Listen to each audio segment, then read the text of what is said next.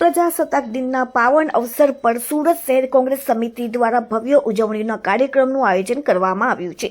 આ અંતર્ગત સુરત શહેર કોંગ્રેસ કાર્યાલય ખાતે સવારે 9 કલાકે ધ્વજારોહણ કરવામાં આવ્યું હતું। કોંગ્રેસ પક્ષ સાથે જોડાયેલા તમામ કાર્યકરો અને આગેવાનોને તેમના વોર્ડના વિસ્તારોમાં પણ પ્રજાસત્તાક દિન નિમિત્તે ધ્વજારોહણ કાર્યક્રમ યોજવા સૂચના પણ આપવામાં આવી હતી।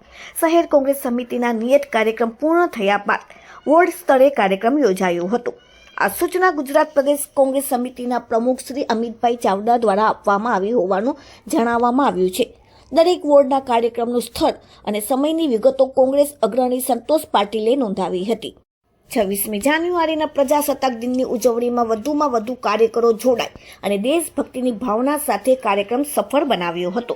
દિવસ નિમિત્તે હું આપ સૌને શુભેચ્છા આપું છું।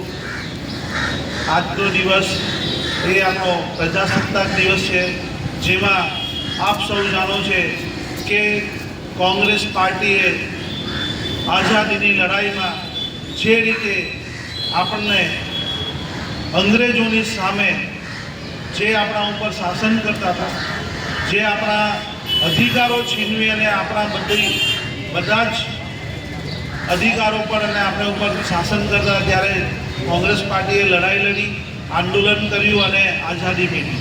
ત્યારબાદ સત્તા કોંગ્રેસ પાસે આવી અને કોંગ્રેસ પાર્ટી એટલે લોકોની પાર્ટી, એ લોકોના અધિકાર અને લોકોના તમામ આપ સૌ જાણો છો હક માટે બંધારણ બનાવ્યું હતું।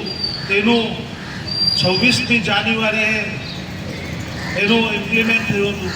તો જ્યારે આપણે વર્ષો લોકોની ભાગીદારીમાં, લોકોની સાથે અને લોકોને લઈને જે બંધારણને રાખી અને લોકોને અધિકાર આપ્યા, લોકોને હક આપ્યા અને ખૂબ પ્રગતિ કરી જ્યારે ભારત દેશની, આજે છેલ્લા 10 વર્ષથી આપ સૌ જાણો છો કે જે સત્તાધારી